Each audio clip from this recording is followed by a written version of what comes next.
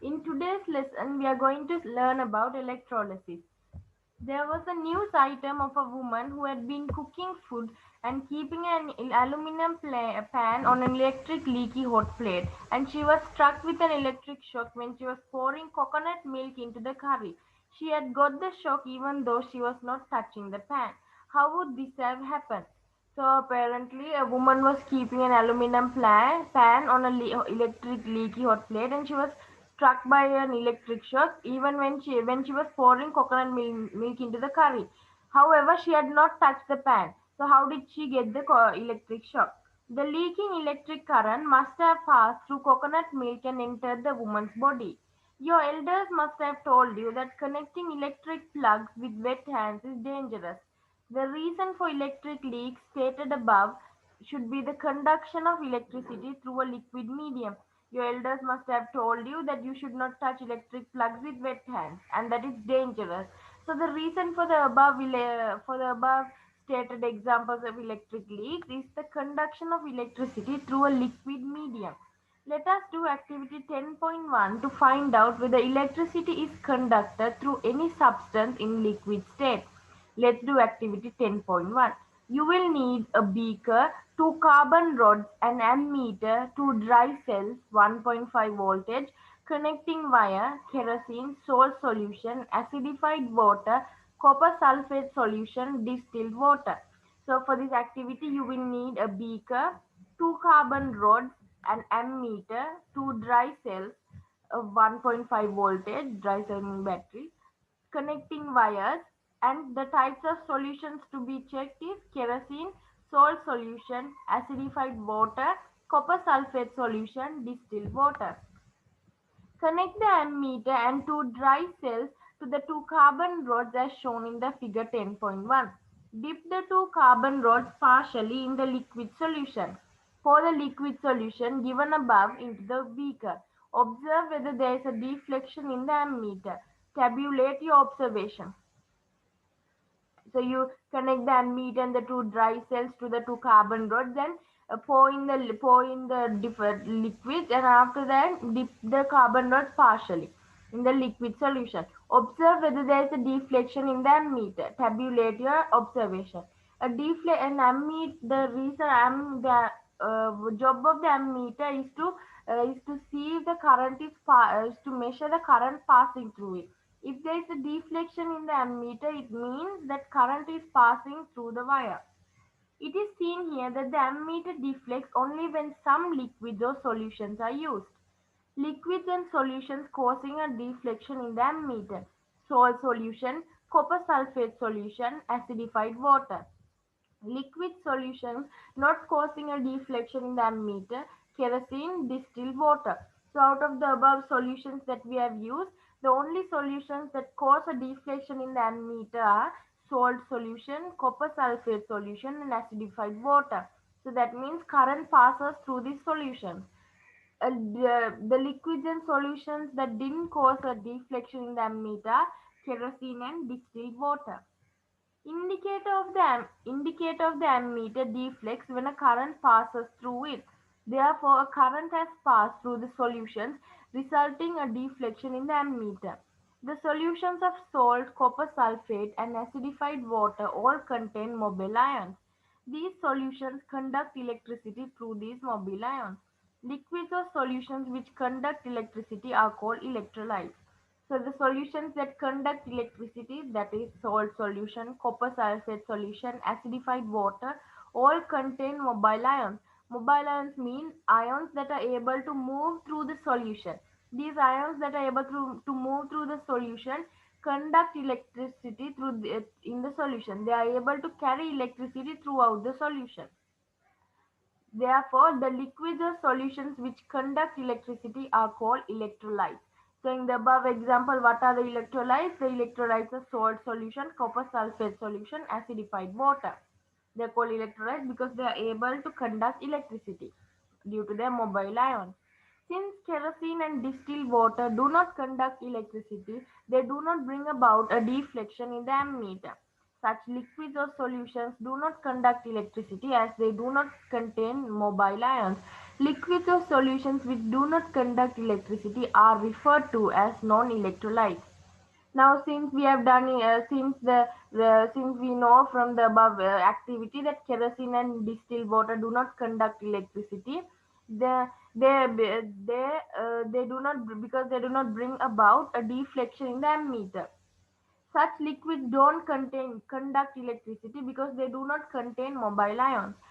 They are not the ions, and they do not contain ions, so they are not able to carry electricity throughout the solution.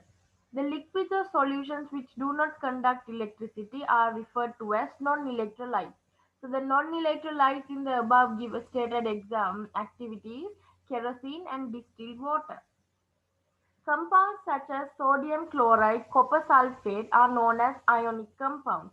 They exist in the solid state. They are made of oppositely charged ions formed by the relevant atoms. You will be able to learn more about them in later grades. So compounds such as sodium chloride and copper sulfate are ionic compounds. They exist in solid state. They are made up of oppositely charged ions formed by relevant atoms. Sodium chloride, for example, sodium is a positive ion, chloride is a negative ion. You will learn about ions in your later grades. Although there are ions in solid ionic compounds, they cannot move freely. Hence, those compounds do not conduct electricity in the solid state. But if an ionic compound is dissolved in water to give an aqueous solution, the ions in it become mobile. Thus, aqueous solutions of ionic compounds are good conductors. See, the reason why ionic compounds cannot conduct electricity in solid state is because even though there are ions, because we know that in solid state atoms or ions are in a lattice, so they are not able to move freely. So even though there are ions in the solid ionic compounds, they cannot move freely. So they cannot carry electricity throughout the compound. In their solid state, these compounds do not conduct electricity. But if we dissolve the ionic compound in water to give an aqueous solution, the ions become free, the ions become mobile, so they are able to carry electricity throughout the solution. Thus, aqueous solutions of ionic compounds are good conductors of electricity. When an ionic solid is heated and brought to the liquid state, it is called a fused substance. Ions in a fused liquid also can move. Accordingly, ionic compounds conduct electricity in fused state. Also, there is another way to bring an ionic solid in to liquid state is to heat the ionic solid. When we heat the ionic solid and it is brought to a liquid state, it is called a fused substance. Since it is in a liquid state, ions in a fused solid can move, so they are able to conduct electricity. So this is a very important point to remember, that ionic compounds cannot conduct electricity in solid state, but if you dissolve it and form an aqueous solution of ionic compound, they can conduct electricity. And also, if we heat an ionic solid and bring it to liquid state, it can also conduct electricity. So ionic compounds can conduct electricity if they are aqueous or if they are in a fused state. Changes caused in a solution by an electric current. When electricity is conducted through an electrolyte, the conductors through which the electric current enters the electrolyte and exits the electrolyte are called electrodes. In the activity 10.1 above, the electric current enters the solution by one carbon electrode and exits from the solution through the other carbon electrode. Let's go back to activity 10.1. Here we can see that the way the current enters the electrolyte, that is the solution, the way the current enters the electrolyte is through these carbon rods. So these carbon rods are called electrodes. Current electricity enters the electrolyte and also exits the electrolyte through these carbon rods. So the carbon rods are called electrodes. And what is the electrolyte in this solution? And the electrolyte is the solution, and the rods are called electrodes. Let us engage in activity 10.2 to study the changes brought about in a solution by an electric current. So let's do activity 10.2 to learn about the changes. that can be brought about in a solution by an electric current. Activity 10.2. You will need a beaker, an ammeter, connecting wires, copper sulfate solution, carbon electrodes, two dry cells of 1.5 voltage each. You will need so for this activity you will need a beaker, connecting wires, copper sulfate solution, carbon electrodes, two dry cells of 1.5 voltage. So as we have learned above, what are the electrodes are these two carbon rods, and what is the electrolyte? The electrolyte is the copper sulfate solution. Set up apparatus as shown in figure 10.2 and pass electricity through the copper sulfate solution. Note down your observation.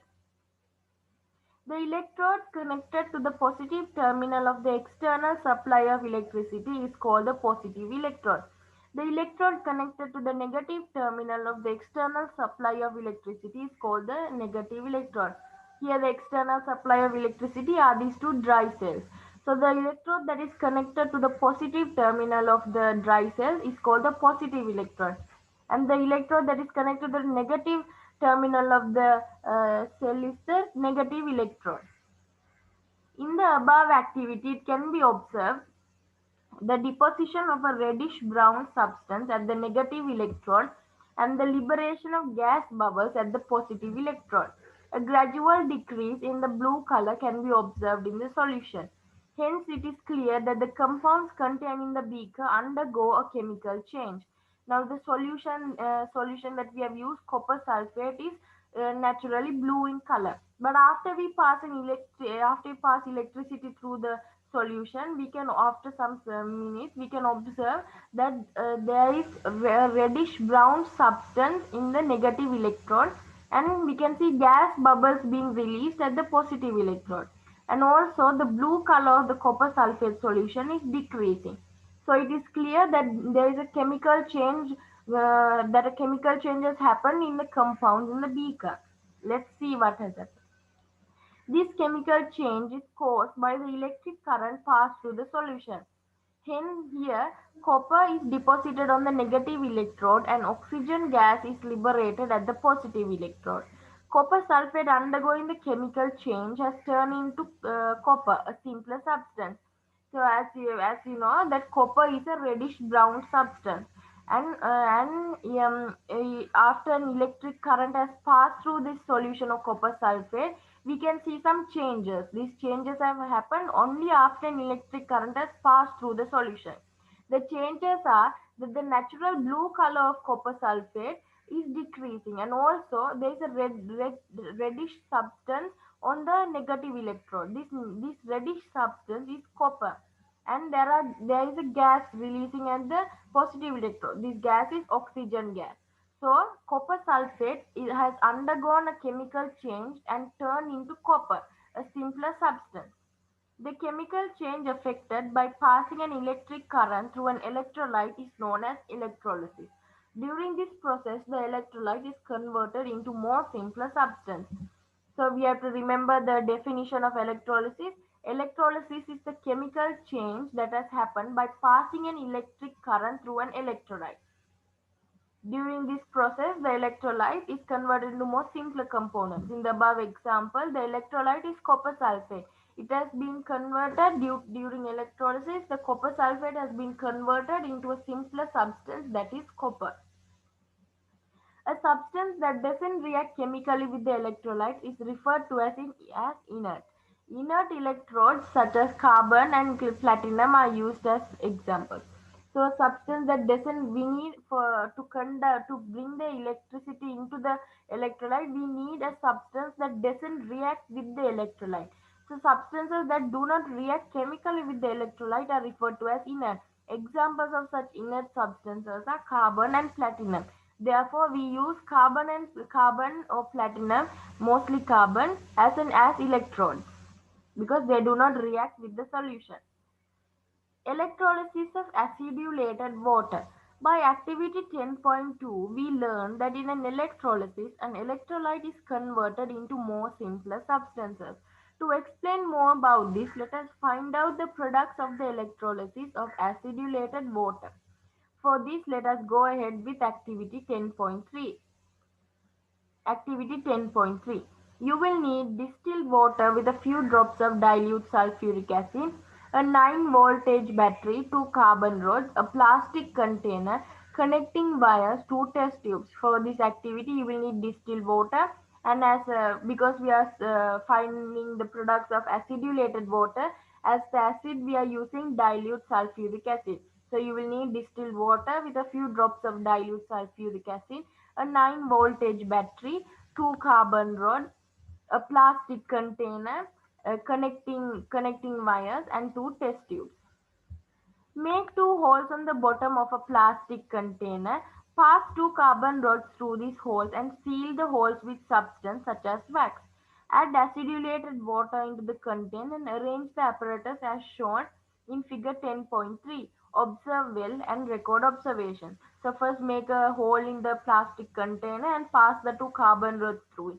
Then seal the holes properly with a substance such as wax. Then after that add acidulated water into the plastic container and arrange the apparatus as shown in figure 10.3. And then after observe well and record your observations. In this activity, it can be observed that gas bubbles evolve at the electrodes. The gas get collected in test tubes. The volume of the gas collected at the negative electrode is approximately twice the volume of the gas collected at the positive electrode. From this activity, the first thing you can observe is that gas bubbles are evolving at these electrodes, at both the electrodes. The gases evolved are being collected in these test tubes. The volume of the gas collected at the negative electrode is approximately twice the volume of the collected at the positive electrode. It can be examined that hydrogen gas evolves at the negative electrode and oxygen gas evolves at the positive electrode. At the negative electrode, a hydrogen gas is evolved, and at the positive electrode, oxygen gas is evolved. If the gas evolved at the positive electrode is collected and tested with a glowing splint and it is put into it, the splint reignites. This verifies that the gas evolved at the positive electrode is oxygen. Similarly, if the gas evolved at the negative electrode is separated and a lighted splint is put into it, the gas burns with a squeaky pop sound. This confirms that the gas evolved at the negative electrode is hydrogen. So when we do this activity, we will want to check and verify if the gases evolved at what if the gases evolved at the electrodes are hydrogen and oxygen. So if we separate the gas evolved at the positive electrode and collect it, and then after that we put a glowing splint into it. If the splint reignites, if it catches on fire again, then we can be certain that the gas evolved at the positive electrode is oxygen. Similarly, if we separate the gas evolved at the negative electrode and put a lighted splint into it and the gas burns with a squeaky pop sound, we can confirm that the gas evolved at the negative electrode is hydrogen. You will need to remember these two methods of verifying the gases. These two methods. Thus, during electrolysis, water is split into more simpler substances, hydrogen and oxygen. So, during electrolysis, water is split into more simpler substances, that is hydrogen and oxygen. In the above example, activity 10.2, the copper sulfate is split into more simpler substances, that is copper. Application of electrolysis. Electrolysis is frequently used in various industries for extraction of various metals such as sodium, aluminum, industrial manufacture of caustic soda, sodium hydroxide, electroplating. We will learn about electroplating in the next lesson, in the next video.